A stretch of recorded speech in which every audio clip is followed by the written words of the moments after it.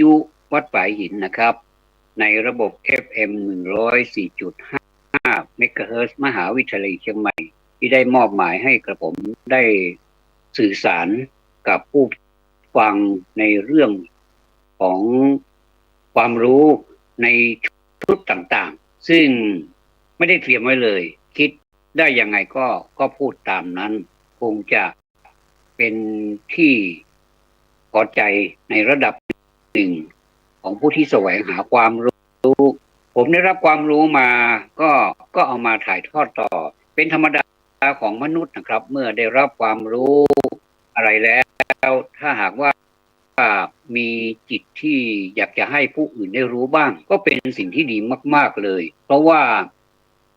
มันเป็นอะไรที่สุดยอดที่ประเสริฐ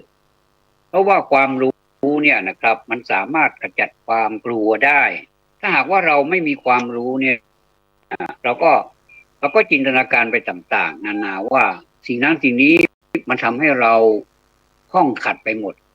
ก็คือเป็นอุปสรรคของเราไปหมดเลยพอเราไปรู้แล้วเนี่ยนะครับมันก็เกิด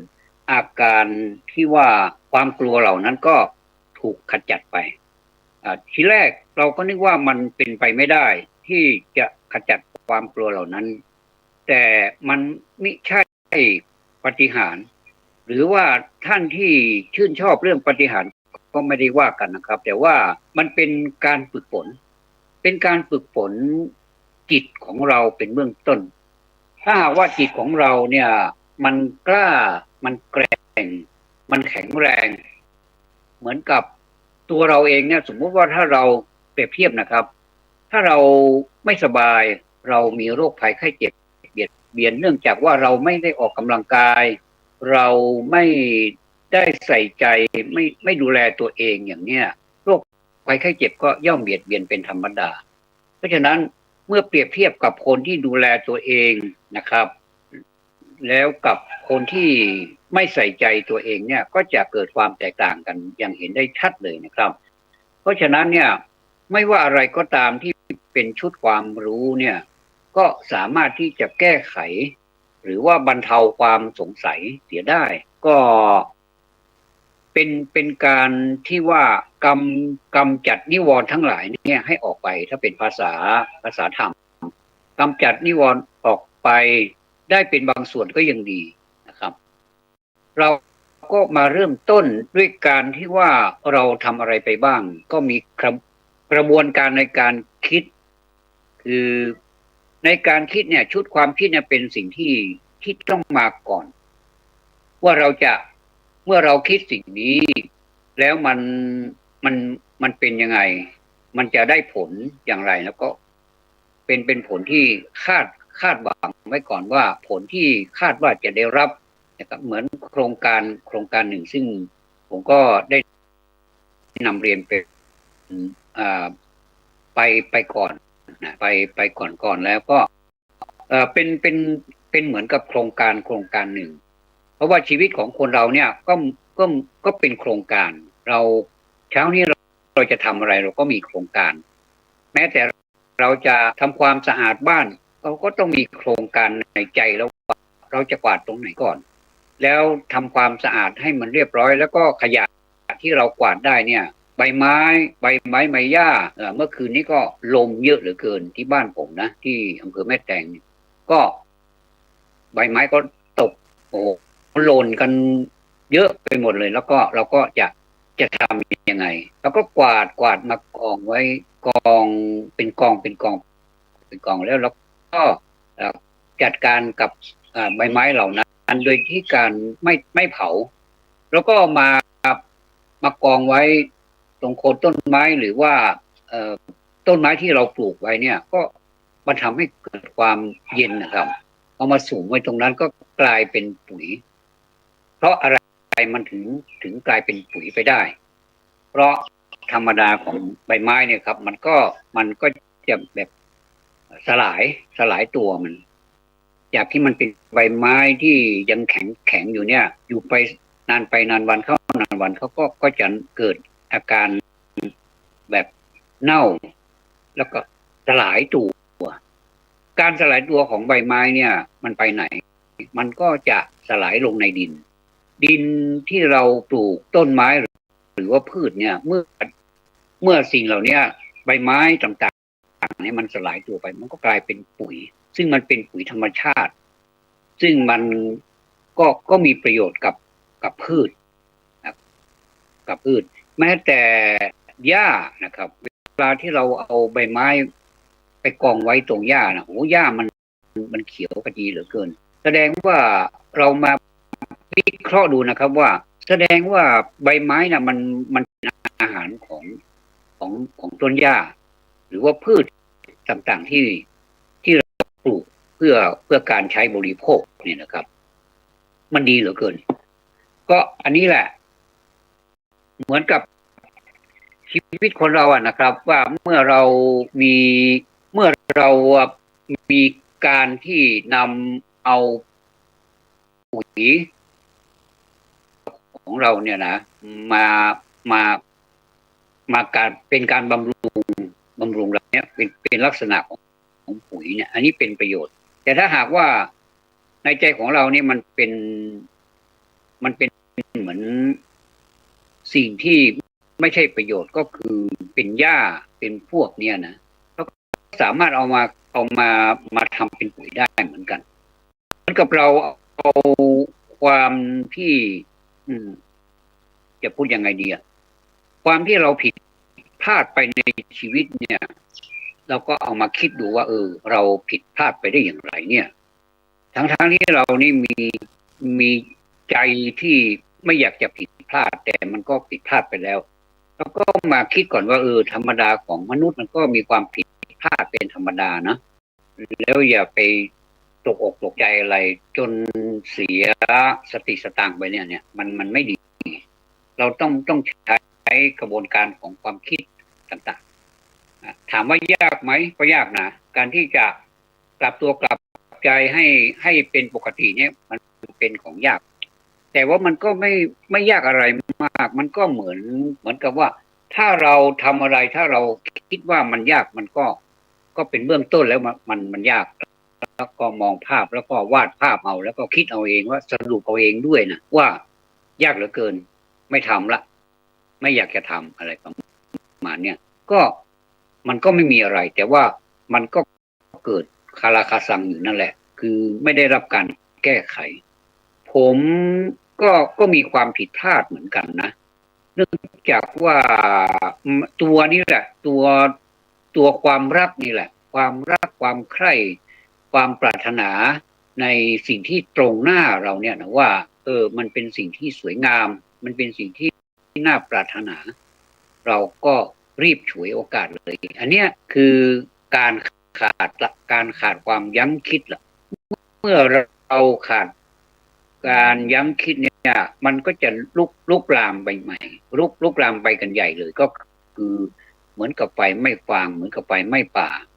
จากจุดเดียวมันก็จะแผ่กระจายออกไปเป็นวงกว้างทำความเดือดร้อนฝุ่นควันต่างๆมันไม่ใช่เพียงแต่สัตว์ที่อยู่ในป่ามันก็ทำลายจมูกของมนุษย์ด้วยทำลายลมหายใจอันบริสุทธิ์ของมนุษย์ด้วยเพราะว่าลมเนี่ยมันเป็นล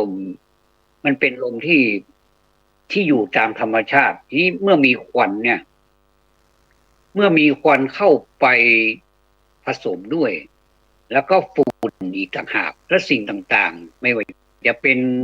เรื่องของกลิ่นเหม็นเรื่องของเคมีเป็น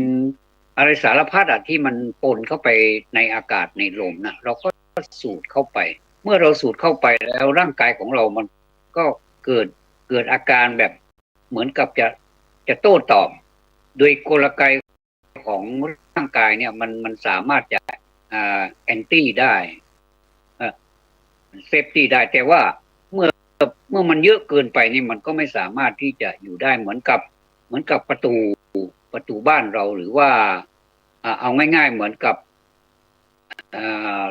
กีฬาฟุตบอลดีกว่านะเห็นภาพกีฬาฟุตบอลนี่คนที่รักษาประตูก็มีเพียงหนึ่งเดียวและนอกนั้นก็จะเป็นทีมงานของเราที่ป้องกันไม่ให้เข้าประตู พยายามให้มันไปอยู่หน้าประตูคู่ต่อสู้ให้มากที่สุดแล้วก็ทำประตูให้มากที่สุดฉันใดก็ฉันนั้นทีนี้เมื่อมันมาป้วนเปี้ยนอยู่แถวหน้าประตูเราเนี่ยผู้ที่ชำนาญการทั้งหลายไม่ว่าจะเป็นคือฟุตบอลเนี่ยก็จะเก่งเฉพาะตัวทุกๆคนเลยแล้วก็เขาจะเล่นกันเป็นทีมเมื่อเล่นกันเป็นทีมเนี่ยก็จะส่งต่อเมื่อส่งต่อแล้วเนี่ยผลที่ได้รับเนี่ยก็จะกลายเป็นประตูและชัยชนะก็จะมาเยือนอย่างเนี้ยทีนี้เมื่อเรามาเปรียบเทียบกับประตูของเราเนี่ยมันเยอะเหลือเกินไม่ว่าจะเป็นประตูตาประตูหูประตูลิ้นสารพัดเลยอ่ะมันมีตั้งเยอะแยะอ่ะมันก็เข้ามาเราก็ไม่รู้มันจะมาทางไหนทีนี้มันมาทางตาบ้างส่วนมากเราจะมาทางตาเนี่ยนะทางตาแล้วก็มาถึงทางหูนี่ก็ได้รับเสียงก็โอ้มันหยดย้อยมันเพราะอ่ะมันเพราะเราก็เลยแบบเคลิ้มตามมันอ่ะเมื่อมันเพราะแล้วเราก็ตอบไปแบบเพราะและคู่ที่สนทนากับเรานะเขาก็ชอบความเพราะด้วยมันทีนี้มันก็ไปกันใหญ่เพราะมันเป็นพวกเกี่ยวกันไม่มีใครที่จะบอกว่าไม่ได้นะอย่างนี้คือมันผิดนะอย่างเนี้ยมันไม่มีมันก็เลยกลายเป็นเรื่องใหญ่โตไปเลยจากจุดเล็กๆนะให้กลายเป็นเรื่องใหญ่ไปเลยอย่างเนี้ยทีนี้พระพุทธเจ้าเองก็ท่านก็สอนเรื่องนี้เป็นพิเศษเลยว่าต้องระวังนะต้องระวังทวารทั้งหมดเนี่ยมันมีทั้งหมด12นะก็คือมีข้างในหกอย่างเนาะตาหูจมูกลิ้นกายใจแล้วก็มีข้างนอกอีกหกอย่างก็คือตาหูจมูกรูปเสียงกลิ่นรสโผฏฐัพพะนะมันจะเป็นของคู่กันตาก็คู่กับรูปหูก็คู่กับเสียงเนี่ยนะครับเป็นต้นเนี่ยนะครับก็เพราะฉะนั้นเนี่ยเมื่อมันมาทางไหนเนี่ยในฐานะที่เราเป็นไม่ต้องถึงกับเป็นนักปฏิบัติตัวโยงหรอกเพียงแต่เราใช้การระมัดระวังถ้ามันมาเยอะเราก็ระมัดระวังเยอะหน่อยแต่ถ้าเราป้องกันมันได้แต่แรกมันก็ไม่เหนื่อยแต่ถ้ามันเกิดขึ้นแล้วเนี่ยเรามาแก้ตามทีหลังนี้ก็เหนื่อยเหมือนกันนะผมเองก็รู้สึกเหนื่อยกับชีวิตเหมือนกันทุกท่านว่าไหมล่ะเรารู้สึกเหนื่อยกับชีวิตนะทุกวันเนี่ยนะแต่ว่าถ้าเราไม่คิดอะไรเลยมันก็ไม่เหนื่อยคือปล่อยไปตามอารมณ์นะผมว่าสะสมความเหนื่อยไว้ถ้ามันเยอะเข้าแล้วก็ไม่สามารถที่จะแก้ไขอะไรได้นี้ยิ่งเหนื่อยนะยิ่งเหนื่อยมากๆเลยทีนี้เมื่อเราต้องการที่จะป้องกันความเหนื่อยที่เยอะๆเนี่ยจนไม่สามารถที่เราจะกำจัดมันได้นะเหมือนคนเป็นโรคเนี่ยนะครับถ้าเป็นโรคธรรมดาคือไม่สบายธรรมดาเป็นไข้หวัดเป็นไอเป็นอะไรนี้ก็หายได้มันก็สามารถปราบมันได้แต่ว่าอาศัยว่าต้องใช้เวลาหน่อยบางคนก็ใช้เวลานานบางคนเป็นหวัดนานนะกว่าจะหายเนี่ยบางคนไอก็ไออยู่นั่นแหละผมก็เคย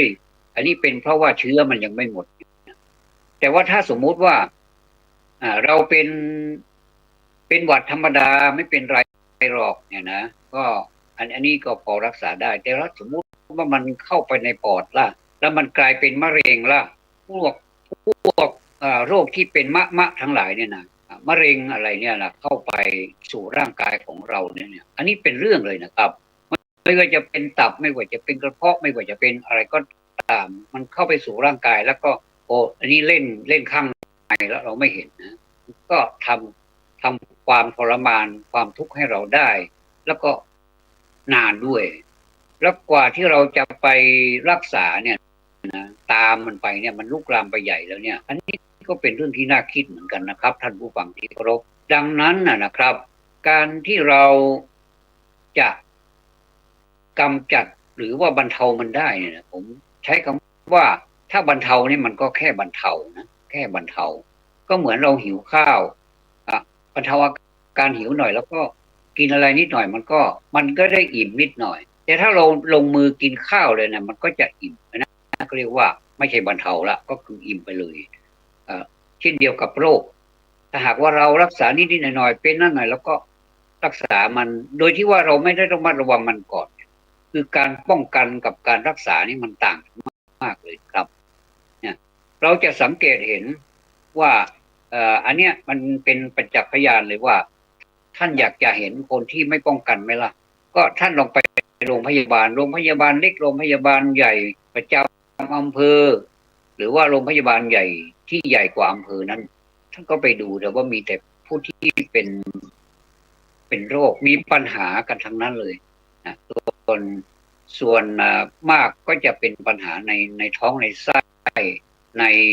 อวัยวะข้างในมันก็จะมีดูซิว่าเราไปดูเขาแล้วนี้หน้าตาเขาจะชื่นบานไหมไม่เลยนะครับก็ไปเจอพวกเดียวกันแล้วเป็นโรคลักษณะคล้ายกันบางทีก็เหมือนกันก็ต่างคนก็ต่างแบกความทุกข์ไปพึ่งคุณหมอแล้วคุณหมอท่านก็วินิจฉัยท่านก็รักษาตามกระบวนการของแพทย์เนี่ยมันเป็นการอันนี้เขาเรียกว่าเป็นการไปตามรักษาไม่ได้เป็นการป้องกันทีนี้อะไรแล้วที่มันเหนื่อยน้อยเหนื่อยมากท่านก็คิดเอาเองก็แล้วกันนะครับว่าถ้าเราป้องกันไว้ก่อนเนี่ยมันก็เหนื่อยเหมือนกันนะการป้องกันเนี่ยเหมือนกับประตูฟุตบอลน่ะเขาจะมีประตูอยู่เขามีโกอยู่ก็ถ้ายิงเข้าไปเนี่ยโกไม่สามารถที่จะรักษาประตูไว้ได้ก็ฟุตลูกบอลก็เข้าไปก็เสียประตูอันนี้เหมือนกันถ้าเรารักษาตัวเองไม่ได้ถ้าภายในของเรามันเสียมันก็เสียหายดังนั้นก็ต้องเป็นโกสามารถประตูที่สามารถที่จะเซฟลูกไว้ได้อันนี้มันอยู่ที่ตัวเรานะครับอันนี้ก็ฝากไว้ให้คิดส่วนท่านผู้ใดจะเป็นอย่างไรนั้นก็แล้วแต่ท่านนะครับแต่ว่าทางที่ดีแล้วผมว่าเรามาช่วยดูแลตัวเองก่อนดีกว่านะก็อันนี้ก็เป็นอีกเรื่องหนึ่งที่คนเรามักจะมองข้ามกันไปนะครับก็เปลี่ยนเรื่อ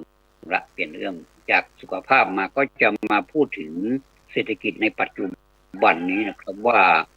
ทำไมมันเดือดร้อนกันเหลือเกินจริงๆแล้วมนุษย์เดือดร้อนตลอดเวลาเลยไม่ว่าจะเป็นสถานการณ์ใดก็ตามก็เดือดร้อนอยู่ประจำเพราะว่าเราต้องกินต้องใช้เราจะต้องบริหารเรื่องของตัวเราเองแล้วก็ยิ่งถ้ามีครอบครัวก็บริหารครอบครัวเราด้วยมันก็จำเป็นที่ต้องมีสิ่งของหรือว่าปัจจัยต่างๆที่จะเราเนี่ยจะเป็นนำมาใช้เพื่อเป็นประโยชน์ในการใช้สอยบริโภคอุปโภคต่างๆเนี่ยแน่นอนแม้แต่ถ้าสมมติว่าตั้งแต่กระท่อมเป็นต้นไปจนถึงคฤหาสน์เนี่ยก็กินก็ใช้กันทั้งนั้นท้องเราก็ต้องหิวปากเราก็ต้องกินต้องดื่มแล้วก็สิ่งต่างๆที่อยู่ในตัวเราต้องปฏิบัติดูแลมันทีนี้เศรษฐกิจมันมาเกี่ยวข้องกับชีวิตเราได้อย่างไรเนี่ยครับอันนี้ก็เป็นเรื่องของมนุษย์อีกแหละนะครับอาจจะมาจากการที่แย่งชิงกันอยากจะเป็นผู้บริหารอย่างเนี้ยเป็นผู้บริหารโลกนี้เป็นผู้บริหารประเทศนี้เมืองนี้อย่างเนี้ยก็จะกลายเป็นศึกเป็นเรื่องของการแย่งชิงถ้าถามว่าเป็นเรื่องปกติไหมมันก็เป็นปกติมันก็มีมานานแล้วล่ะไม่ใช่เพิ่งเกิดตั้งแต่โลกนี้มันเกิดแล้วมั้งนะเมื่อโลกเกิดขึ้นมาก็ปัญหาก็อยู่ที่มนุษย์นั่นแหละว่าเขาอยู่กันอย่างไรเขาอยู่กันมีความสุขอย่างไรแล้วเกิดความทุกข์ได้อย่างไรเนี่ยอันนี้ก็เป็นเรื่องธรรมดาของโลกของเรานะครับทีนี้ทำไมเราต้องสนใจเรื่องเศรษฐกิจด้วยอันนี้ก็เป็นเรื่องที่น่าวิพากษ์นะน่าวิพากษ์น่าเอามาวิเคราะห์เกินว่าทำไมเราต้องไปสนใจเรื่องเศรษฐกิจพอตื่นขึ้นมาตอนเช้านี่เราอันดับแรกนี่ยังไม่ได้ทำอะไรเราคว้าโทรศัพท์ละก็บางคนก็หลายคนนะครับก็มาดูเรื่องของเศรษฐกิจว่าวันนี้จะเป็นยังไงอะไรขึ้นบ้างอะไรลดบ้างลดลงไปก็ดีอกดีใจพอขึ้นมาก็ไม่ค่อยพอใจอย่างเงี้ยนะสินค้าเนี่ยนะมันเป็นกลไก ของของการตลาดเราจะไปว่าอะไรมากก็ไม่ได้เพราะว่ามันเป็นของส่วนรวมมันในเมื่อมันส่วนรวมแล้วก็ส่วนรวมก็รับความเดือดร้อนกันไปทั่วๆกันทีนี้คนไหนที่เขามีเปรียบหรือว่าได้เปรียบกว่านี้ก็คือคนที่มีความพร้อมคนเหล่านี้ไม่ค่อยสะเทือนไม่ค่อยเดือดร้อนอะไรหรือว่าไม่เดือดร้อนอะไรเลยเพราะว่าความพร้อมเขามีมากก็เลยไม่มีความเดือดร้อนหรือว่าเดือดร้อนกระทบน้อยเหลือเกินอย่างเนี้ยอย่างเช่นผู้ที่มีธุรกิจที่ยิ่งใหญ่ที่มีความมั่นคงอะไรเนี้ยอาจจะเดือดร้อนหน่อยนึงยอดของรายได้อาจจะตกลงไปอย่างเงี้ยนะบ้างก็ไม่ได้เดือดร้อนอะไรมากก็พออยู่ได้อยู่แต่สำหรับคนที่ไม่มีรากฐานอะไรเลยเนี่ยคนที่ยากจนเหลือเกินเนี่ยไม่ต้องพูดถึงว่ามื้อหน้านี่จะกินอะไรขนาดมื้อนี้ไม่รู้จะกินอะไรไม่ใช่ว่ามีแล้วไม่กินนะคือไม่มีอะไรกินนะไม่ใช่ว่าจะกินอะไรแล้วไม่ได้กินเพราะมันไม่มีอะไรกินนั่นแหละนะครับตรงกันข้ามกันเลยนะครับเหมือนกับฟ้ากับเหวเลยนะครับทีนี้ทางแก้ของมนุษย์นี่มันก็มีเหมือนกันมันก็มีเหมือนกันถ้าหากว่าเรารู้ความหมายของคำว่าเศรษฐกิจเนี่ยเราจะมาทำอย่างไรกับเศรษฐกิจให้มันอยู่ได้ผมก็เลยหยิบเอามาฝากนะครับว่าเราต้องมีธุรกิจของตัวเองทุกอย่างทุกสิ่งทุกอย่างเนี่ยถ้าจะว่าไปนะครับไม่ว่าจะเป็นอะไรก็ตามเนี่ยมันก็จะมีธุรกิจเข้าไปแทรกอยู่นี่มันเป็นเรื่องธรรมดาของโลกนะครับว่าอะไรก็ตามใหม่ๆเนี่ยนะ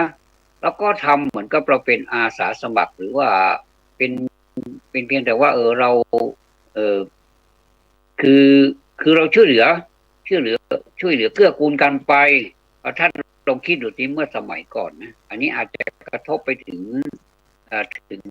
ใครก็ต้องขออภัยด้วยอันนี้พูดตามความเป็นจริงนะครับเมื่อก่อนเนี่ยเรื่องของการช่วยเหลือคนที่สูญเสียบุคคลในครอบครัวสมาชิกในครอบครัวไปเนี่ยนะครับก็จะมีหลายท่านเห็นนะหลายท่านผ่านการฤดูฝนมาหลายฤดูฝนแล้วก็จะเห็นเวลาคนเขาบ้านไหนที่เขาแบบญาติพี่น้องเขาเสียเนี่ยคือถึงแก่กรรมไปเนี่ยนะครับเมื่อเรารู้แล้วเนี่ยยิ่งเป็นบ้านในแถบบ้านเราเนี่ยนะครับบ้านนอกคอกนาเราเนี่ยนะหรือว่าชนบทเราเนี่ยแล้วก็พอได้ยินจากคนหนึ่งเนี่ยก็จะสื่อสารเหมือนกับประชาสัมพันธ์ประจำหมู่บ้านเลยไม่มีเสียงตามสายไม่มีแต่คนเนี่ยมันจะจากคนหนึ่งเนี่ยพอรู้แล้วเนี่ยเขาก็จะจากปากสู่ปากก็ไปทั่วหมู่บ้านเลยว่าคนไหนที่เสียชีวิตแล้วยังไงต่อเขาก็จะนำเอาสิ่งของที่จำเป็นไม่ว่าจะเป็นข้าวสารไม่ว่าจะเป็นฟืนไม่ว่าจะเป็นฟักแฟงแตงกวาผักอะไรต่างๆเนี่ยนะบางมันจะเป็นอย่างนั้นนะครับไม่ใช่บางที่นะมันจะเป็นอย่างนั้นส่วนมากผมก็เห็นตอนผมยังไม่เข้าใจว่าเขาไปไหนกันเนี่ยถือผ่านหน้าบ้านเราเขาไปไหนกันพอรู้ว่ามีคนเสียชีวิตอยู่เขาก็เอาสิ่งของเหล่านี้ไปช่วยนี่เขาเรียกว่าสมัยก่อนเรียกว่าไม่ใช่ธุรกิจคือถ้าเราแปลกลับกันก็เป็นกิจธุระ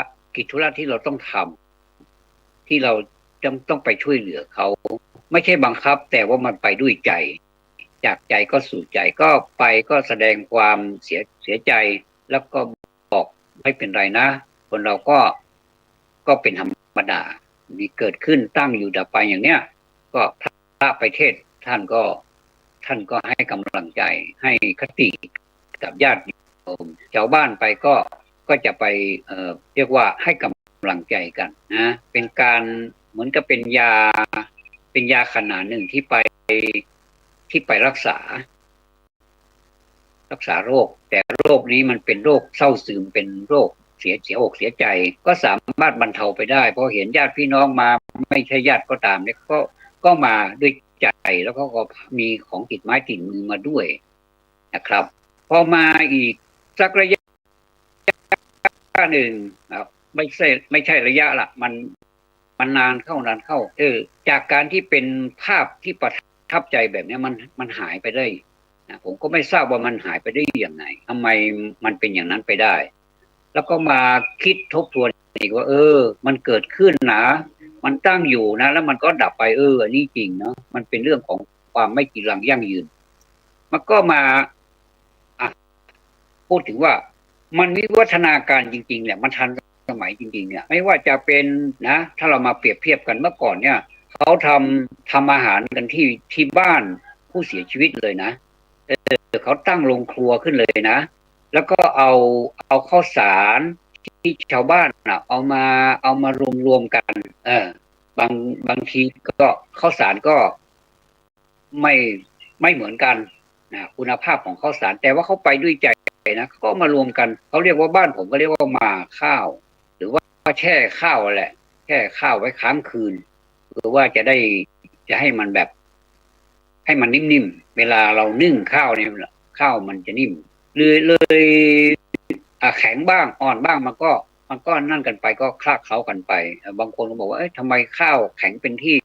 นิ่มเป็นที่บางทีก็นิ่มบางทีก็แข็งอันนี้เพราะว่าข้าวไม่เหมือนกันเพราะว่ามันมาจากน้ำใจของแต่ละครอบครัว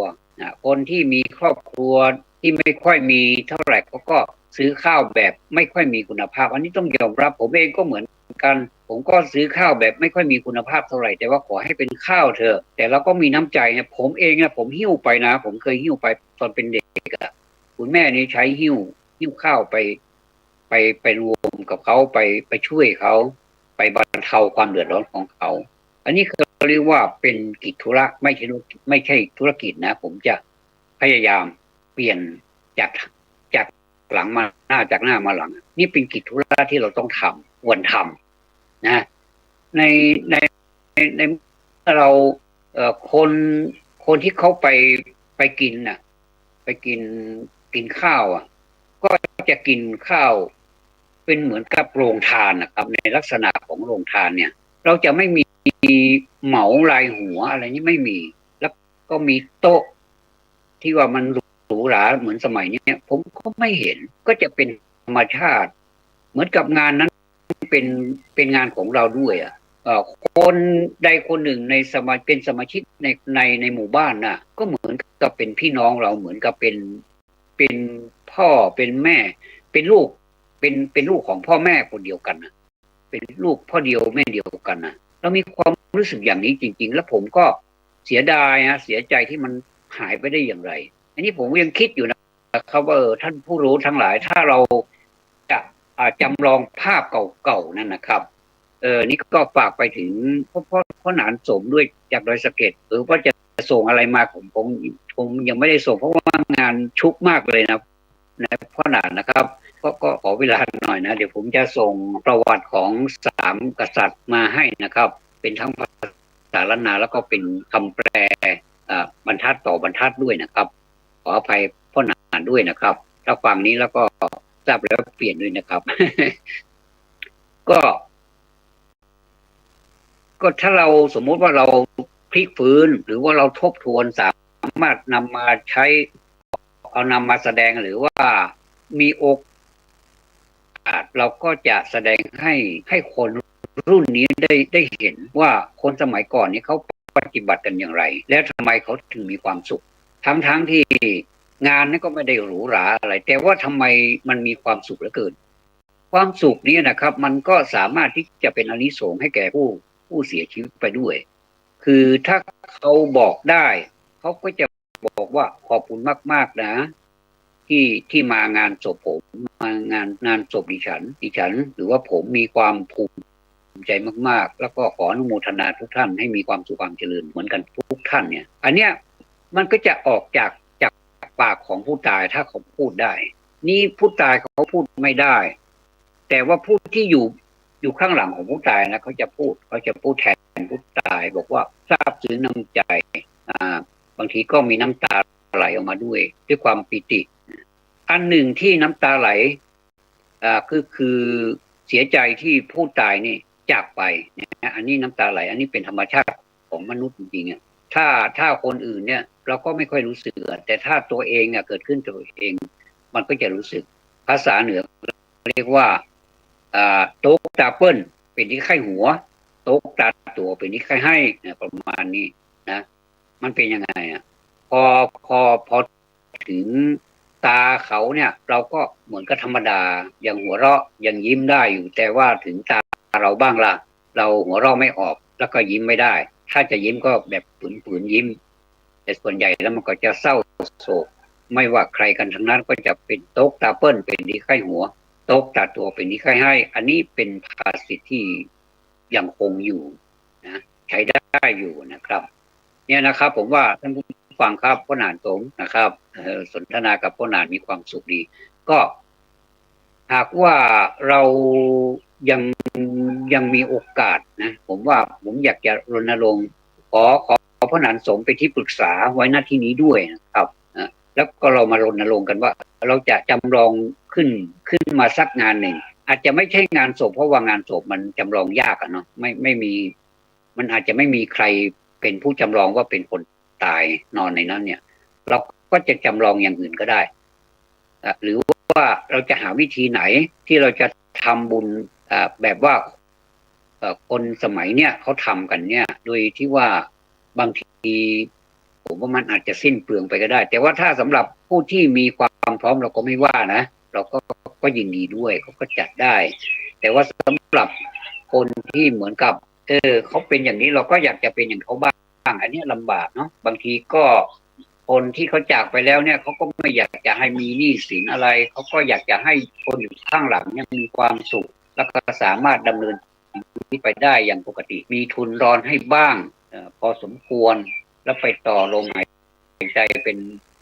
ต่อยอดให้เนี่ยเขาก็ไปดีแล้วล่ะเขาก็นอนตาหลับเนี่ยทุกคนมีความหวังอย่างนี้นะครับว่าพ่อแม่ลูกเอ้ย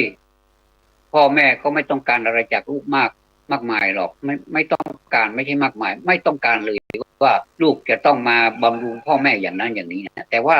ลูกของเราเขารู้เองว่าอะไรควรไม่ควรเนี่ยเขาก็นำมาให้เองบางทีเขาจากหยาดเหงื่อแรงงานเขานะเขาก็เอาตังค์มาให้เนี่ยแม้แต่300-400เราก็โอ้ภูมิใจบางทีก็น้ำตาตกในเหมือนกันนะว่าลูกเราเขาก็รักเราเหมือนกันนะเหมือนกับเราไม่แพ้กับที่เรารักเขาอะนะแต่ถ้าไปถามพ่อแม่ต้องการแบบนั้นไหมถ้ามีก็ดีแต่ถ้าไม่มีก็ไม่ได้เรียกร้องอะไรเลยนะว่าทำไมไม่เรียกร้องหรอกอยากจะให้ลูกเนี่ยเจริญเติบโตเป็นตัวของตัวเองแล้วก็มีตามความขยันของแต่ละคนว่าเขาจะไปได้อย่างไรความขยันการปฏิบัติตัวเราเองก็เป็นแบบอย่างให้เท่านั้นเองแต่เราเองก็ยังหากินได้อยู่ก็ไม่เป็นไรลูกไม่ต้องเป็นห่วงพ่อแม่มากนักแต่ว่าถ้าคิดถึงก็โทรศัพท์มาบ้างก็ไม่เป็นไรก็ถือว่าบางทีก็อยู่ห่างไกลกันก็ไม่สามารถที่จะไปมาได้สะดวกด้วยเหตุผลทางการทำงานบ้างอะไรบ้างการเดินทางกันใช้จ่ายอะไรเนี่ยสู้โทรศัพท์มาแล้วก็ส่งโอนมาเนี่ยเดี๋ยวนี้เขามีการโอนอะไรเนี่ยโอ้โหสบายมากเลยนะแป๊บเดียวแค่ลัดมือเดียวก็ส่งได้ละ100-200ก็โอนมาพ่อแม่ก็โอ้ดีใจว่าลูกเรานี่ก็แสดงว่าเราไม่ได้อยากไม่อยากจะให้เขาส่งมาหรอกแต่ว่าเขาส่งมาเนี่ยอันนี้แสดงว่าเป็นน้ำพักน้ำแรงเขานะบางทีพ่อแม่บางคนเนี่ยไม่ได้นำไปใช้จ่ายเลยนะเขาก็เก็บใส่กระปุกไว้พอดีวันเกิดลูกอย่างเงี้ยโอ้กระปุกก็เต็มพอดีแล้วก็ควักออกมาแล้วก็ซื้อของขวัญให้ลูกเนี่ยอันนี้คือเงินของลูกเลยพ่อแม่ไม่ได้ใช้จ่ายเลยนะเราพูดถึงนี้แล้วก็มาพูดถึงนี่เลยนะความจริงแล้วถ้าเราจำลองมาใช้ได้อย่างนั้นผมว่ามันจะเป็นภาพอะไรที่สามารถเตือนคนรุ่นใหม่ว่าอย่าไปสุดไล่มากนักนะอย่าไปฟุ่มเฟือยอะไรเลยบางทีของบางอย่างในบางสิ่งหลายสิ่งหลายอย่างเราควรจะประหยัดเราไม่ใช่ว่าเราจะตระหนี่นะแต่ แต่เราประหยัดกับตานีไม่เหมือนกันนะครับตานีเนี่ยมันถี่เหนียวนะมันถี่ยิบเลยล่ะมันไม่ยอมใช้อะไรเลยแม้แต่ตัวเองกินหิวข้าวนะแต่ว่ามีตังค์ในกระเป๋าอ่ะไม่ยอมซื้อข้าวเนี่ยคุณคิดดูว่ามันถูกไหมล่ะมันก็ไม่ถูกนะมันก็ต้องใช้ตังค์ในกระเป๋านะไปซื้ออาหารมารับประทานเพื่อที่เราจะได้มีชีวิตอยู่ต่อไปแล้วก็อาหารที่เรารับประทานเข้าไปนั้นก็เป็นอาหารที่มีประโยชน์ด้วยอย่างเนี้ยเขาเรียกว่าให้ใช้ได้ตามความเหมาะสมและถูกต้องด้วยนะไม่ใช่ว่าไปจ่ายซะหมดเลยมี1,000ในกระเป๋าก็เอาไปใช้ทั้ง1,000หรือว่าเอาไปซื้อ999 บาทเหลือบาทเดียวนี้มันไม่ใช่นะครับถ้าอย่างนี้นะมันต้องจัดสรรปันส่วนเป็นส่วนไปเนี่ยนะครับเนี่ยพอดีถ้าผมมีโทรศัพท์2 เครื่องเนี่ยผมพูดถึงพระนานสมคงจะโทรมาแล้วล่ะนะแต่ท่านพูดมีสาระมีประโยชน์เตือนจิตเตือนใจได้ดีมากเลยขอบคุณมากนะครับท่านมีข้อคิดดีๆมากๆอันเนี้ยก็เลยฝากไว้พระนานสมเป็นที่ปรึกษาด้วยนะครับโปรดรับด้วยนะครับแล้วก็หลายๆท่านที่มีแนวความคิดเดียวกันเนี่ยเพราะเราต้องการเห็นสังคมเนี่ยมันมีอะไรที่ว่าอยากจะให้ระลึกถึงความหลังบ้างอดีตมันไม่ใช่เรื่องที่จะนำมาคิดแต่ว่าบางอย่างหลายอย่างเนี่ยมันต้องนำมาคิดด้วยเพราะว่ามันจะเตือนปัจจุบันถ้าอดีตมันไม่ทำงานเตือนปัจจุบันเนี่ยปัจจุบันก็ไม่รู้ก็นึกว่าปัจจุบันนี้มันถูกต้องแล้วล่ะเราทำอย่างนี้แหละมันเป็นไปตามกระแสเหมือนกับกระแสของน้ำถ้าน้ำมันไหลมาธรรมดาแล้วมันก็สามารถที่จะทำการเกษตรก็ได้อุปโภคบริโภคอะไรต่างๆเนี่ยได้ทำให้ชุ่มชื่นมีชีวิตชีวาพืชพันธุ์ธัญญาหารเขียวขจีอย่างเนี้ยและคนชอบแต่ถ้าสมมุติว่าเวลาถ้าน้ำป่ามันไหลหลากมาอันนี้คนไม่ชอบเพราะมันไม่ได้ทำความดีอะไรให้เราเลยนะมันจะทำความเดือดร้อนน้ำเขาก็ไม่รู้ก็เป็นธรรมชาติที่ไม่รู้เรื่องอะไรเลยเขาก็ไหลมาตามทางเขานั่นแหละตรงไหนที่มันเป็นที่ลุ่มที่เป็นแอ่งเป็นหนองอะไรมันก็จะไปรวมกันอยู่พอมันล้นแอ่งมันล้นหนองมันล้นที่ลุ่มๆเนี่ยมันก็จะเข้าสู่บ้านราษฎรบุคคลต่างๆใครไม่รู้จะเป็นกระท่อมเป็นบ้านเป็นอะไรมันท่วมหมดเลยไม่ว่าจะเป็นรถรายที่ซื้อมาเนี่ยโอ้คันเป็นล้านๆเนี่ยมันก็ไม่ได้สนใจมันก็ไหลไปหมดไปท่วมกันหมดเลยอันเนี้ยเดือดร้อนเพราะฉะนั้นนี่เราถ้าจะเป็นน้ำก็ให้เป็นน้ำธรรมดาให้อยู่เป็นปกติแต่สามารถที่จะทำประโยชน์อะไรแก่มนุษย์ได้เนี่ยนะครับวันนี้ก็ผมก็เรื่องของธุระนะขอฝากไว้ด้วยทีนี้ถ้าเรากลับกันแล้วครับว่าพอเรามากลับว่ากิจธุระนี่มาเป็นธุรกิจนี้มันจะเป็นยังไงความหมายก็แตกต่างกันไปเลยนะครับว่าธุรกิจนี่มีความหมายตั้งเยอะแยะนะครับ business นะครับก็คือธุรกิจหมายถึงการกระทำกิจกรรมของมนุษย์อย่างต่อเนื่องกันเกี่ยวกับการผลิตนะเกี่ยวกับการผลิตการจำหน่ายการซื้อขายแลกเปลี่ยนนะการซื้อขายแลกเปลี่ยนและการให้บริการนะครับการให้บริการโดยมุ่งหวังผลกำไรเป็นสิ่งตอบแทนและมีความเสี่ยงต่อการขาดทุนด้วยท่านอย่าไปหวังว่าท่านจะได้กำไรอย่างเดียวนะต้องเตรียมใจไว้ด้วยว่ามันจะต้องมีเหตุที่จะทำให้ขาดทุนได้เหมือนกันเพราะฉะนั้นคนที่ลงมือทำธุรกิจเนี่ยมันต้องทำใจเป็น2 อย่าง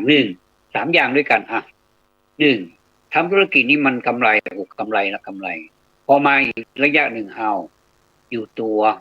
ไม่กำไรแล้วก็ไม่ขาดทุนก็คือเจ้ากันไปอย่างเนี้ยหรือไม่ก็ขาดทุนไปเลยอย่างเงี้ยนะบางคนก็หมดตัวไปเลยอย่างนี้ก็มีอันนี้เพราะฉะนั้นธุรกิจนี้จะว่าไม่มีความเสี่ยงก็เสี่ยงเหมือนกันนะไม่ว่าจะเป็นธุรกิจอะไรเนี่ยนะบางอย่างเหมือนไม่ใช่ธุรกิจแต่เป็นธุรกิจได้อย่างไรเนี่ยอันนี้คนที่ทำเนี่ยจะรู้เลยว่าอ๋อนี่เราไม่ได้ทำธุรกิจนะแต่ทำไมเป็นธุรกิจไปได้เนี่ยนะธุรกิจความหมายที่2ก็หมายถึงบุคคลใดบุคคลหนึ่ง กลุ่มบุคคลหรือนิติบุคคลที่ทำงานหรือร่วมมือกันทำงานเป็นในการผลิตท่านการผลิตการจำหน่ายการแลกเปลี่ยนสินค้าหรือบริการต่างๆด้วยการสร้างสรรค์นะเพื่อตนเองและสังคมโดยมุ่งหวังกำไรเป็นสิ่งตอบแทนนะครับอันนี้เมื่อกี้นี้เป็นการผลิตและจำหน่ายการซื้อขายแลกเปลี่ยนอันนี้หมายถึงบุคคลใดบุคคลหนึ่งหรือกลุ่มบุคคลหรือนิติบุคคลที่ทำงานหรือร่วมมือกันทำงานในการผลิตการจำหน่ายการแลกเปลี่ยนสินค้าหรือบริการต่างๆด้วยการสร้างสรรค์มีการสร้างสรรค์ผลิตสินค้าออกมาเพื่อบริการตอบสนองสังคมเพื่อตนเองและสังคมโดยมุ่งหวังกำไรเป็นสิ่งตอบแทนคือธุรกิจอันที่สามหมายถึงองค์การที่ให้สินค้าหรือบริการเพื่อตอบสนองความต้องการของลูกค้าและหวังผลกำไรเป็นสิ่งตอบแทนสรุปแล้วที่คล้ายๆกันก็ธุรกิจก็หมายถึงลงทุนไปแล้วเพื่อมุ่งผลประโยชน์มุ่งกำไรเป็นสำคัญไม่ว่าจะเป็นความหมายธุรกิจที่หนึ่งก็ลงทุนไปแล้วก็อยากจะได้กำไรธุรกิจที่สองลงทุนไปแล้วก็จะได้ผลกำไรเป็นสิ่งตอบแทนแล้วก็ความหมายของธุรกิจที่สามก็คือเป็นหวังผลกับกำไรเป็นสิ่งตอบแทนกันสรุปแล้วทั้งสามอย่างนี้ก็หวังผลกำไรเป็นสิ่งตอบแทนทีนี้มันไปแตกต่างกันอย่างไรกับกิจธุระก็อย่างที่รู้กันนะครับว่าคนสมัยก่อนก็อาสาสมัครไปช่วยเหลือกันเองโดยที่ว่าไม่ได้หวังผลตอบแทนความรักของพ่อแม่ลงทุนมีลูกแล้วล่ะที่ใช้คำว่าลงทุนเนี่ยเพราะว่าพ่อแม่ต่างคนก็ต่างพอใจที่จะมีลูกแล้วก็กำเนิดลูกมาไม่ว่าจะเป็นลูกชายลูกหญิงก็ตามเนี่ยเขาอันนี้เป็นหน่วยลงทุนแล้วก็เขาก็ลงทุนดูแลรักษาเขาจนเขาเติบโตขึ้นมาอันเนี้ยเขาเรียกว่าอันเป็นเรื่องของครอบครัวเป็นเรื่องของพ่อแม่ลูกแต่มันต่างกันตรงไหนครับต่างกันตรงที่ว่ามันไม่ใช่ธุรกิจมันเป็นกิจธุระที่คุณพ่อคุณแม่ต้องทำเพื่อให้ลูกของตัวเองเติบโตขึ้นมาอย่างมีคุณภาพด้วยในวงเล็บต้องให้เขารักต้องให้เขาศึกษาเล่าเรียนฝึกอะไรให้เขานะทุกอย่างให้เขาพอเติบโตขึ้นมาแล้วเขาเป็นคนที่มีคุณภาพแม้เขาจะไม่มีการศึกษาหรือว่าการศึกษาไม่ได้อะไรมากมายนักแต่ว่าเขารักษาตัวรอดได้เนี่ยอันนี้เป็นสิ่งที่พ่อแม่นี่ภูมิใจมากๆเลยยิ่งเขาไปศึกษาต่อมีการศึกษาที่สูงขึ้นอันนี้ก็ยิ่งมีความภูมิใจมากขึ้นอีกเราสังเกตเห็นเวลาลูกรับปริญญาบัตรหรือว่ารับประกาศนียบัตรอะไรต่างๆเนี่ยนะก็เชิญคุณพ่อคุณแม่ไปด้วยพาคุณพ่อคุณแม่ไปท่านสังเกตดูว่าใครนะยิ้มมากกว่ากันใครที่มีความสุขมากที่สุดในนั้นนะก็ไม่พ้นคุณพ่อคุณแม่แน่ๆเลยยิ้มแก้มปริเลยอันนี้ห้ามกันไม่ได้ไม่ว่าใครทางนั้นแล้วก็บางคนก็ถึงกับน้ำตาไหลเลยด้วยความปีติยินดีที่ว่าลูกเรานี่มีความอุตสาหะวิริยะจริงๆนะเขาถึงได้ปริญญาบัตรใบนี้มาปริญญาบัตรใบเดียวนะแต่มีอิทธิพลต่อจิตใจมากเลยแต่ทั้งนี้ทั้งนั้นก็ไม่ได้หมายถึงว่าผมกำลังจะยุให้ท่านให้มีปริญญาบัตรไม่แต่ว่าถ้ามันเป็นความสามารถของลูกเราทายาทเราเนี่ยเขาสามารถทำได้มันก็เป็นเรื่องที่น่าปิติยินดีแต่สำหรับคนที่ไม่ได้รับก็ไม่ได้หมายถึงว่าเขาไม่มีคุณภาพบางคนเขาก็คุณภาพดีมากความรู้ก็ไม่เท่าไหร่หรอกแต่ว่าประสบการณ์หรือวิธีการ mindset กระบวนการของความคิดเขากว้างไกลมีวิชั่นที่แบบยาวไกลมากๆเขาเป็นพญาอินทรีอย่างเนี้ยเขามองการไกลอย่างเนี้ยอันเนี้ยผมก็เลยว่าผมให้คะแนนทั้งคู่แหละทั้งคนที่มีวุฒิการศึกษาที่ดีเยี่ยมยิ่งเยี่ยมเนี่ยผมยิ่ง ยิ่งยิ่งยินดีด้วยอ่ะแต่ผมก็ไม่ได้ละทิ้งคนที่เขาไม่ได้มีโอกาสอันนี้บางทีก็โอกาสเหมือนกันนะบางทีก็จิตใจนี่อยากจะเป็นอย่างเขาแต่ว่าโอกาสมันไม่ให้หรือว่าอยากจะเป็นเหลือเกินแต่ว่าโอกาสไม่ให้แต่ขอให้แค่นี้เนี่ยก็พอแล้วเนี่ยก็ดีแล้วก็ยินดีทั้งคู่แหละไม่ว่าจะมีวุฒิการศึกษาหรือว่าไม่มีวุฒิการศึกษาแต่ก็เป็นคนดีได้เหมือนกันนะครับเพราะฉะนั้นนี่เราไม่ให้บัวไม่ให้ช้ำน้ำไม่ให้ขุ่นก็คือยินดีทั้งคู่นะครับอันนี้หมายถึงธุรกิจ3 ประการเนี่ยเป็นเรื่องที่น่าสนใจเป็นเรื่องที่น่าศึกษามากๆเลยว่าเราทำไมเรายากจนทำไมเราไม่มีตังค์เนี่ยทำไมเนี่ยก็เราก็จะมาศึกษาส่วนนี้นะเพราะว่าเป็นประโยชน์กับประชาชนนะเนี่ยผมว่าเนี่ยการที่เราจะเริ่มทำอะไรสักอย่างเนี่ยมันก็สามารถเปลี่ยนแปลงชีวิตของเราได้เหมือนกันนะท่านก็คือว่าโลกเรามันเปลี่ยนแปลงมันไม่เหมือนเดิมละเราจะอยู่ได้อย่างไรนะก็เพราะฉะนั้นคนที่มีความพร้อมคนที่มีทรัพย์สินที่พร้อมนะก็คือคนมีตังค์นั่นแหละคนมีฐานะนั่นแหละนะเนี่ยเมื่อโลกเปลี่ยนแปลงแล้วใจคนก็เปลี่ยนได้อยู่ที่การเรียนรู้และการฝึกฝนถ้าหากว่าเราเรียนรู้จริงๆไม่ว่าจะเป็นใครมาบอกใครมาเชิญให้เราไปเรียนรู้ไม่จะเป็นฟรีหรือเสียตังค์แล้วก็ไปเนี่ยนะตามที่เราไปได้แล้วก็ไปเรียนรู้มาเรียนรู้เยอะเหลือเกินนะรู้จนแบบศีรษะเวียนไปหมดละไม่รู้อะไรเป็นอะไรนี่มึนไปหมดละอย่างเนี้ยอันนี้ก็ไม่ค่อยดีนะมันต้องใช้ความรู้เนี่ยเอามาฝึกด้วยนะก็คือเรียนมาแล้วเนี่ยต้องเอามาฝึกด้วยเหมือนกับคนสมัยก่อนน่ะถามท่านอาจารย์ผู้อำนวยการก็ได้ว่าคนสมัยก่อนเนี่ยเขาเรียนรู้ภาษาล้านนาเนี่ยเขาเรียนรู้แล้วก็เอามาฝึกนะไม่ใช่เรียนรู้ว่าอันนี้กะค้างง่าก็มีกะค้างง่าก็เพียงแต่จำท่องจำแต่ว่าไม่เคยเขียนสักทีเลยว่ากะค้างง่ามันคืออะไรกะค้างง่าก็คือกขอคองอนั่นแหละนะครับแล้วก็ถ้าเราลงมือเขียนจริงๆแล้วมันก็จะจำสมองเราจำอยู่ขั้นตอนหนึ่งแล้วพอดีเรามีการฝึกฝนไปด้วยเนี่ยมันก็จะจำเพิ่มขึ้นไปอีกถามพ่อหนานสมนั่นก็แล้วกันถามผู้รู้ทั้งหลายที่เคยผ่านกระบวนการบวชพระบวชเนรมาแล้วเนี่ยสมัยก่อนเนี่ยเป็นพ่อน้อยนี่นะคือเป็นไม่ถึงกับเป็นพ่อหนานหรอกแม้แต่เป็นเด็กวัดเนี่ยนะบ้านผมเรียกว่าขยมหาดเนี่ยเป็นเด็กวัดเก่าเนี่ยเขารู้ภาษานะแต่ผมก็แปลกใจว่าทำไมมันถึงได้แบบเหมือนกับแบบเขาไม่ได้มาขยายหรือว่าคนไม่ยอมรับหรือว่าโลกมันเปลี่ยนแปลงอันนี้มันเป็นหลักของอันนี้จะลักษณะก็คือความไม่แน่นอนเนาะเกิดขึ้นตั้งอยู่ดับไปแต่ว่าผมขอร้องผมขอแสดงความคิดเห็นเลยว่าถึงแม้ว่าเราจะถือหลักว่าเกิดขึ้นตั้งอยู่ดับไปแต่ขอให้การเกิดขึ้นเนี่ยเกิดให้นานๆหน่อยได้ไหมแล้วก็ตั้งอยู่ก็ให้มันตั้งอยู่นานๆหน่อยไหนๆมันก็จะดับไปแล้วก็ให้มันเป็นประโยชน์กับคนรุ่นที่ต่อไปหรือว่ารุ่นเราคราวเดียวกันนี้ก็ได้นะเมื่อวานเนี่ยผมก็มีเด็กๆในบ้านนี้แหละพ่อแม่พ่อก็เป็นแม่ก็เป็นแม่บุญธรรมเนาะเขาก็ขอให้ผมเนี่ยไปช่วยติวเรื่องของวัฒนธรรมนึกว่าอะไรก็ขอชื่อนามสกุลเบอร์โทรศัพท์ที่อยู่เนี่ยเขารู้แล้วนะก็อยู่บ้านในซอยเดียวกันบ้านใกล้ๆกันนี้เองผมก็ไปอธิบายให้ฟังว่า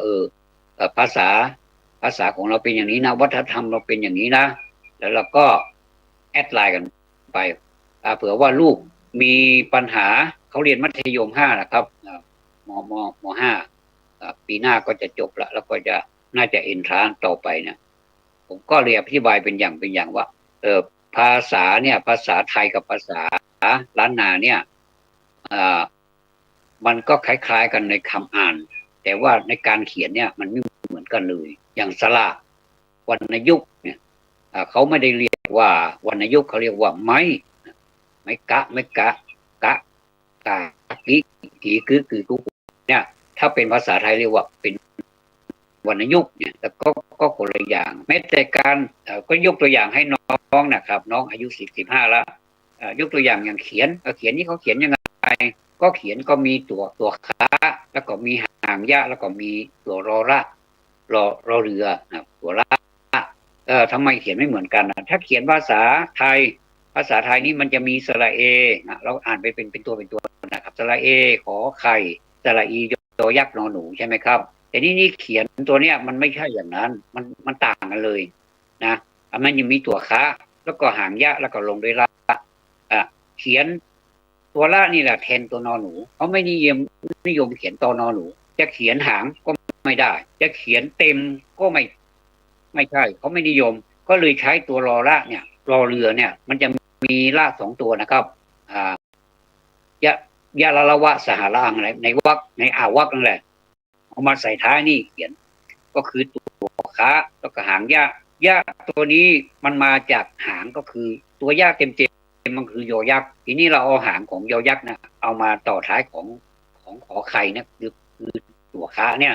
แล้วก็ลงท้ายด้วยระอันนี้เรียกว่าเขียนเดี๋ยวก็ยกตัวอย่างอีกว่าบางอย่างบางคำเราก็ไม่ได้เขียนอีกอย่างหนึ่งแต่อ่านอีกอย่างหนึ่งเช่นเราเขียนว่าโรงเรียนแต่เวลาเราจะพูดเราจะสื่อเป็นภาษาว่าโรงเรียนหรือว่าจะเขียนเป็นตัว5ก็ได้นะมันมีตัว5ซึ่งมันเป็นพยัญชนะพิเศษตัว5เนี่ยครับเหมือนกับตัว5แต่มันมีเหมือนกับตัว5แต่ว่ามันมีหางมันมีฐานของมันก็เป็น5มีไม้โกแล้วก็มีตัว5แล้วก็มีตัวง่าข้างล่างก็เรียกว่าเป็นโฮงเฮียนก็ได้อย่างนี้ก็ได้นะครับเขาก็ปลื้มมากเลยว่าเนี่ยเขาจะเอาไปเสนอเป็นใบงานที่จะไปเสนออาจารย์เป็นคุณครูของเขาเป็นใบงานเราก็ภูมิใจนี้ได้สอนเด็กนะเป็นมงคลนะผมว่านะผมจะได้ใช้วิชาของผมบ้างเนี่ยผมไม่ได้หวงวิชาเลยนะแล้วก็ฟรีด้วยนะครับผมไม่คิดตังค์เลยนะผมฟรีอันเนี้ยการฟรีนี่แหละคือกิจธุระนะครับวันนี้พูดไปพูดมารู้สึกว่าเดี๋ยวมันจะพูดเลยเวลาไปต้องขอกราบขอบพระคุณท่านพระครูเป็นอย่างสูงมาณที่นี้ด้วยผู้อำนวยการของเรานะครับขอนำรายการจากลาท่านผู้ฟังไปก่อนจนกว่าเราจะพบกันใหม่นะครับสวัสดีครับ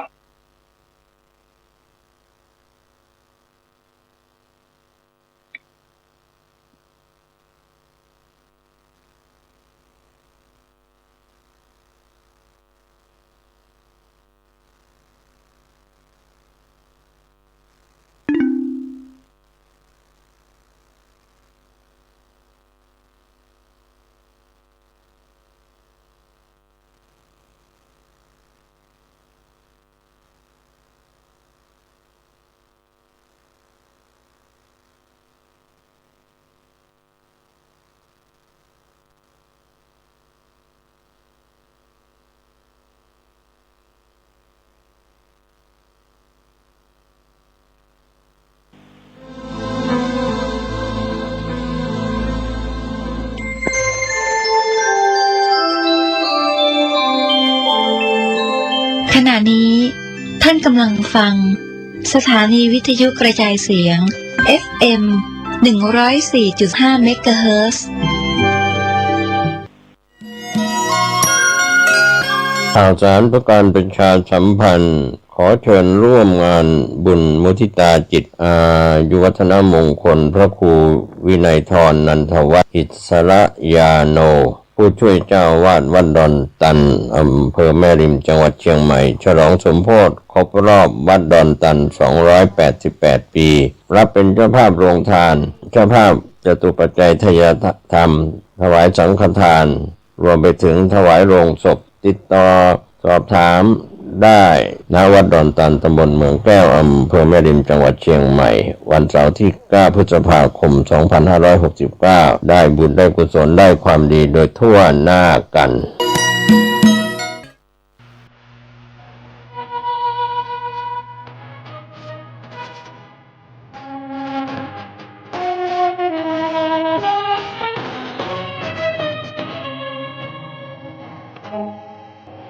เมื่อเกิดการมีชีวิตขึ้น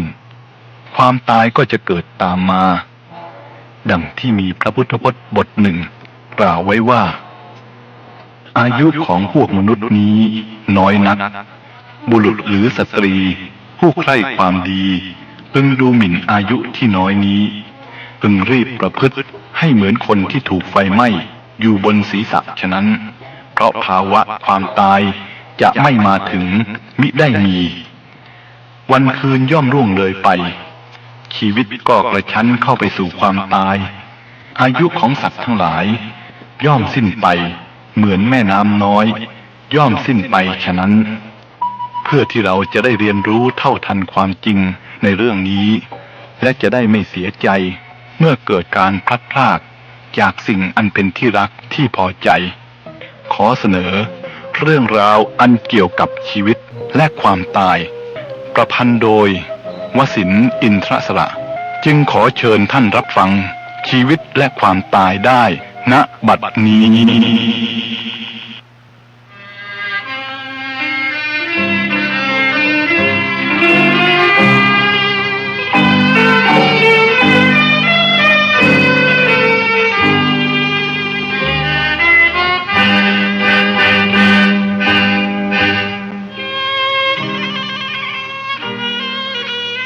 ธรรมดาของสิ่งทั้งหลายคือเกิดขึ้นดำรงอยู่ชั่วคราวแล้วดับไปความดับไปความแตกสลายของรูปแห่งสิ่งมีชีวิตนั่นเองเรียกในภาษาสามัญว่าตายในขณะที่ดำรงอยู่ก็อยู่ด้วยความยุ่งยากลำบากนานาประการต้องต่อสู้ดิ้นรนเพื่อความอยู่รอดเพื่อประคับประคองชีวิตไว้ทั้งมนุษย์พืชและสัตว์ล้วนมีภาระหนักในการประคับประคองรักษาชีวิตไว้ทั้งสิ้นกล่าวเฉพาะมนุษย์และสัตว์เดรัจฉานก่อนความเดือดร้อนของชีวิตเริ่มต้นตั้งแต่วาระที่จะคลอดจากครรภ์ของมารดามาสู่ภพใหม่เรียกได้ว่าเริ่มเข้าสู่ยุคแห่งความทุกข์ต่างๆตั้งแต่การเสี่ยงอันตรายในการคลอดเมื่อคลอดแล้วก็ต้องเผชิญหน้ากับความทุกข์ใหม่ๆที่ตนไม่เคยประสบหรือมิฉะนั้นก็ความทุกข์ซ้ำซากไปตลอดชีวิตความตายเป็นทางออกจากทุกข์ชั่วระยะหนึ่งในรายที่คลอดยากทั้งเด็กและมารดาได้รับความทุกข์ทรมานเหลือเกินตายเสียขณะคลอดก็มีตายเสียในครรภ์ก็มีออกจากครรภ์พร้อมกับความพิการและมีชีวิตอยู่อย่างทุกข์ทรมานไปตลอดจนตายก็มีชีวิตความทุกข์และความตายช่างสัมพันธ์กันอย่างใกล้ชิดเสียจริงๆ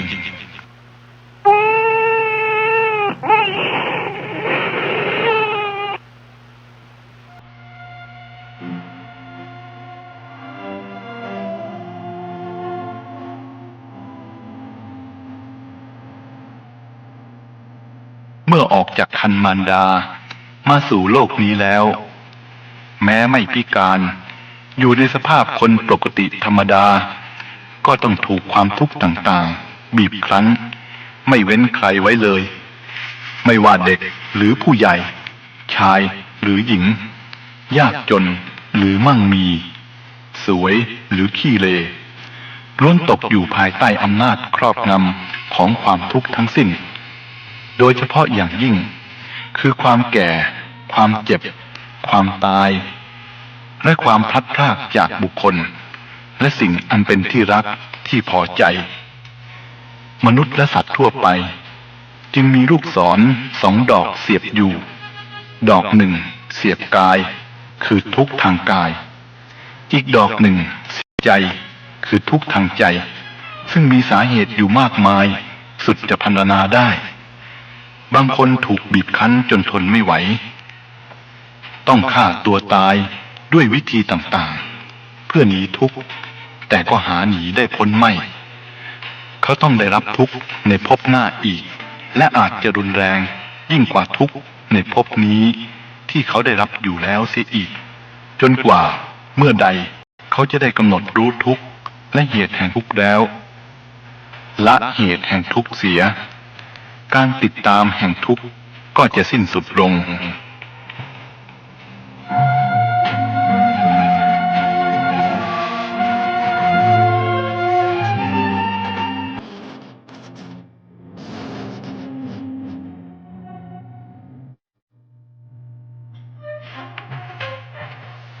ุคคลจะมียศใหญ่อย่างไรมีทรัพย์มากเพียงใดมีบริวารล้นหลามอย่างไรก็ไม่พ้นที่จะต้องตกอยู่ในอำนาจของความแก่ความเจ็บไข้และความตายในระหว่างที่มีชีวิตอยู่ก็ถูกความทุกข์ต่างๆรุกรานเบียดเบียนจนหาความสุขสำราญใจที่แท้จริงได้โดยยากหรือให้ติดต่อกันเป็นเวลานานความทุกข์เหล่านั้นเช่นความทุกข์ใจคับแค้นใจเพราะเหตุต่างๆความต้องหนาวร้อนหิวกระหายปวดอุจจาระปัสสาวะซึ่งต้องบำบัดอยู่เสมอโรคร้ายเจ็บไข้ความถูกกิเลสแผดเผาให้เร่าร้อนความต้องทนทุกข์ทรมานเพราะผลแห่งกรรมของตนความต้องร่วมทุกข์ด้วยอยู่กับผู้ที่เกี่ยวข้องการต้องแสวงหาอาหารการทะเลาะวิวาทกับผู้อื่นที่ขัดแย้งกันเหล่านี้ล้วนเป็นทุกข์ของชีวิตทั้งสิ้นการระลึกถึงความตายอยู่เนืองนิดเป็นกรรมฐานอย่างหนึ่งท่านเรียกว่ามรณสติกรรมฐานทำให้เกิดความสังเวชสลดใจแต่ต้องประกอบไปด้วยสติสัมปชัญญะและญาณคือความรู้ความเข้าใจตามเป็นจริงมิฉะนั้นแล้วการระลึกถึงความตายจะเกิดความสะดุ้งกลัวหวาดเสียวพลั่นพลึงไม่ได้ประโยชน์การระลึกถึงความตายที่ได้ประโยชน์จะต้องมีสติสัมปชัญญะด้วยดีให้เห็นความตายของตนและผู้อื่นเป็นเรื่องธรรมดาสามัญได้ความสังเวชสลดใจหมดความเพลิดเพลินในทางที่ผิดมีจิตคลายจากความโลภโกรธและหลงความตายนั้นมีสองลักษณะคือตายในเวลาที่สมควรตายอย่างหนึ่งท่านเรียกว่ากาละมรณะเช่นตายเพราะชราสิ้นอายุและตายในเวลาที่ไม่สมควรตายอีกอย่างหนึ่งท่านเรียกว่าอาการะมรณะเช่นตายเพราะถูกฆ่าตายเพราะกรรมเก่ามาตัดร้อนเกิดอุบัติเหตุต้องตายลงไปอย่างนี้ก็เป็นอาการะมรณะความตายทั้งสองอย่างควรเป็นข้อสังเกตคือเรื่องอันเป็นที่ตั้งแห่งความสังเวชสลดจิตว่าโอ๋หนอท่านผู้นี้ตายแล้วอย่างไรย่อมเป็นไปได้ที่เราจะต้องตายอย่างนี้บ้างไม่วันใดก็วันหนึ่งในอนาคตพระพุทธองค์ทรงตรัสไว้ว่าภิกษุทั้งหลายสิ่งสี่ประการนี้ใครๆจะประกันมิได้เลยคือ 1. ประกันสิ่งที่จะต้องแก่หรือทรุดโทรมเป็นธรรมดามิให้แก่หรือทรุดโทรม 2. ประกันสิ่งที่มีความเจ็บป่วยเป็นธรรมดามิให้เจ็บป่วย 3. ประกันสิ่งที่มีความตายเป็นธรรมดามิให้ตาย 4. ประกันกรรมชั่วที่บุคคลทำแล้วมิให้ผลเป็นความทุกข์ความทุรนทุรายความตายนี้มีอิทธิพลยิ่งใหญ่นักไม่มีใครสามารถต้านทานต่อสู้ได้ด้วยวิธีใดๆก้าวเข้าสู่แม้ชีวิตของพระสัมมาสัมพุทธเจ้าอย่างสง่าผ่าเผยปราศจากความสะทกสะท้านใดๆเช่นเดียวกับก้าวเข้าสู่กระท่อมน้อยของขอทานพญามัจจุราชนี้เป็นตุลาการที่เที่ยงธรรมยิ่งนักไม่เคยลำเอียงหรือกินสินบนของใครเลยย่อมพิจารณาคดีตามบทพระอัยการและคำพิพากษาด้วยถ้อยคำอันหนักแน่นเด็ดเดี่ยวไม่ฟังเสียงคัดค้านและขอร้องของใครท่ามกลางเสียงคร่ำครวญอันละคนด้วยกลิ่นธูปควันเทียนนั้นท่าน ท่านได้ยื่นพระหัตถ์ออกกระชากให้ความหวังของทุกคนหลุดลอยแล้วทุกอย่างก็เป็นไปตามพระบัญชาของพระองค์เมื่อมาถึงจุดนี้ความยิ่งใหญ่ของผู้ยิ่งใหญ่ทั้งหลายก็จะกลายเป็นเพียงนิยายที่เล่าไว้สู่กันฟังเท่านั้น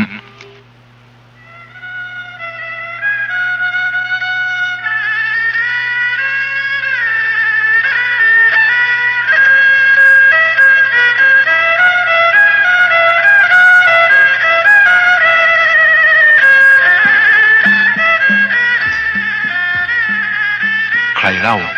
จะต่อกรกับพญามัจจุราชผู้เป็นใหญ่ในสิ่งที่จะต้องตาย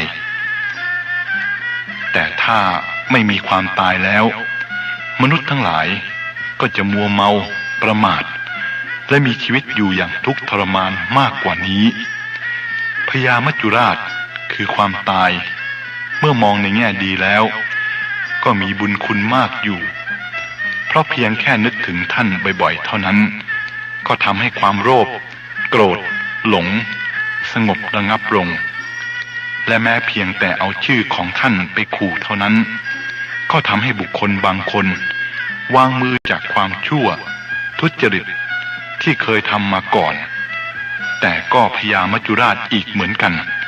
ที่กระชากเอาชีวิตของคนดีมีประโยชน์บางคนไปอย่างหน้าตาเฉยแม้ในโอกาสอันยังไม่สมควรหรือเป็นเพราะเขาควรจะไปมีความสุขในโลกหน้ามากกว่าปล่อยให้มีความทุกข์อยู่ในโลกมนุษย์อันเกลื่อนกล่นอยู่ด้วยความสุขและทุกข์นี้แม้ความงามอันเฉิดฉายของหญิงงามสครานตาร่านใจอันถูกยกย่องแล้วว่าเป็นหนึ่งในจักรวาลเป็นที่ต้องการปรารถนายิ่งนักของบุรุษทุกวัยในพื้นพิภพนี้เธอผู้งามพร้อมเช่นนั้นในที่สุดก็ต้องตกเป็นเหยื่อของความตายซึ่งไม่เคยยกเว้นหรือปราณีใครเลยเมื่อดาบแห่งพญามัจจุราชฟาดฟันลงในบ่วงอันมีมหิทธานุภาพยิ่งนักคล้องเอาดวงวิญญาณไปแล้วร่างอันงดงามเร้าความจารึกในกามให้กำเริบนั้นก็พลันนอนนิ่งเหมือนท่อนไม้มันไร้ค่ายิ่งกว่าท่อนไม้เสียอีกเพราะไม่อาจนำไปใช้ประโยชน์ใดๆได้เลยจะทำสัมภาระหรือเครื่องมือหุงข้าวต้มแกงก็ไม่ได้มีแต่เป็นเหยื่อของหมู่หนอนเข้าชอนชัย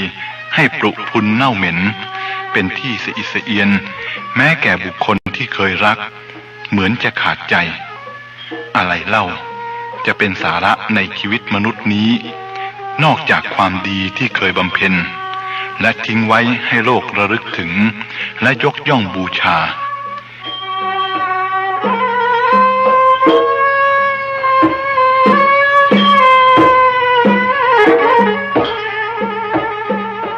ด้วยประการฉนี้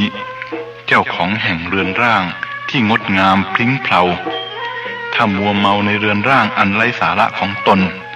มิได้ขวนขวายบำเพ็ญประโยชน์ให้สมกับที่ได้เกิดมาเป็นมนุษย์แล้วคุณค่าของเขาจะสู้ก้อนอิฐปูถนนได้อย่างไรอำนาจและชีวิตเป็นของไม่ยั่งยืนเปรียบด้วยน้ำค้างบนใบหญ้าไม่นานนักก็เหือดแห้งในเมื่ออาทิตย์อุทัยขึ้นมาแผดเผาชีวิตนี้ถูกความแก่และความเจ็บแผดเผาอยู่ทุกวันจะยั่งยืนไปสักเท่าใดในที่สุดก็ต้องตายใครเล่าจะปฏิเสธพระดำรัสของพระผู้มีพระภาคเจ้าที่ว่าความสุขอันเป็นโลกียะทั้งมวลลงท้ายด้วยทุกข์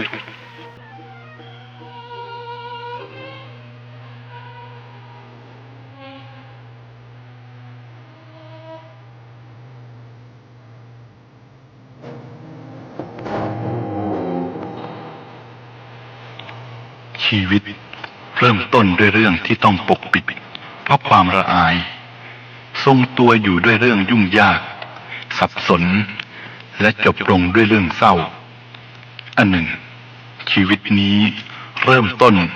และจบลงด้วยเสียงคร่ำครวญเมื่อลืมตาขึ้นดูโรคเป็นครั้งแรกเราก็ต้องร้องไห้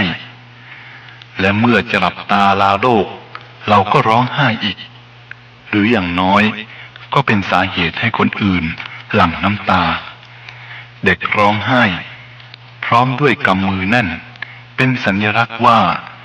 เขาเกิดมาเพื่อจะหน่วงเหนี่ยวยึดถือแต่เมื่อหลับตาลาโรคนั้นทุกคนแบมือออกเหมือนจะเตือนให้ผู้อยู่เบื้องหลังสำนึกและเป็นพยานว่าเขาไม่ได้เอาอะไรไปได้เลยเปรียบเสมือนภูเขาศิลาล้วนสูงจรดฟ้ากลิ้งเข้ามาพร้อมกันทั้งสี่ทิศย่อมบดขยี้สัตว์ทั้งหลายให้พินาศไปฉันใดความแก่ความตายก็ฉันนั้นย่อมครอบงำย่ำยีสัตว์ทั้งหลายไม่เว้นใครเลยไม่ว่ามนุษย์เศรษฐีหรือยาจกความแก่และความตายนั้นอันใครๆจะเอาชนะด้วยกองทัพช้างม้าพลเดินเท้าด้วยทรัพย์หรือเวทมนต์คาถาใดๆมิได้เลยเพราะฉะนั้นบัณฑิตผู้พิจารณาเห็นประโยชน์พึงมีศรัทธาในพระพุทธพระธรรมและพระสงฆ์ประพฤติด้วยกายวาจาใจย่อมได้รับสรรเสริญในโลกนี้ละโลกนี้ไปแล้วย่อมบันเทิงในสวรรค์ความตายเป็นประดุจเงาตามตัวของคนและสัตว์ทั้งหลายอยู่แต่บุคคลและสัตว์หารู้ตัวไม่หรือเหมือนเพชฌฆาตถือดาบเงื้อตามหลังบุคคลอยู่ทุกย่างก้าวพร้อมที่จะฟาดฟันอยู่ทุกขณะแต่มนุษย์ทั้งหลายก็ยังประมาทอยู่หาสำนึกรู้ถึงความจริงข้อนี้ไม่ช่างน่าสงสารเสียนี่กระไรความแก่และความตายติดตัวบุคคลมาตั้งแต่วันแรกที่ถือปฏิสนธิในครรภ์มารดาทีเดียวแต่ยังไม่ปรากฏชัดเป็นสภาพแฝงเร้นอยู่พลางตาให้เห็นเป็นการเจริญเติบโตแต่ผู้รู้เรียกอาการอย่างนี้ว่าวัยหมายความว่าเสื่อมไปสิ้นไปหมดไปต่อเมื่อปัจฉิมวัยความแก่จึงปรากฏชัดเจนปกปิดมิได้อีกต่อไปและในที่สุดก็ต้องแตกทำลายคือตายทุกคนบ่ายหน้าไปสู่ความตายตั้งแต่วันแรกที่ปฏิสนธิในครรภ์มารดาเหมือนดวงอาทิตย์ที่บ่ายหน้าไปทางทิศตะวันตกตั้งแต่วินาทีแรกที่ขึ้นทางทิศตะวันออกหรือเหมือนสายน้ำที่ไหลจากที่สูงสู่ที่ต่ำฉะนั้น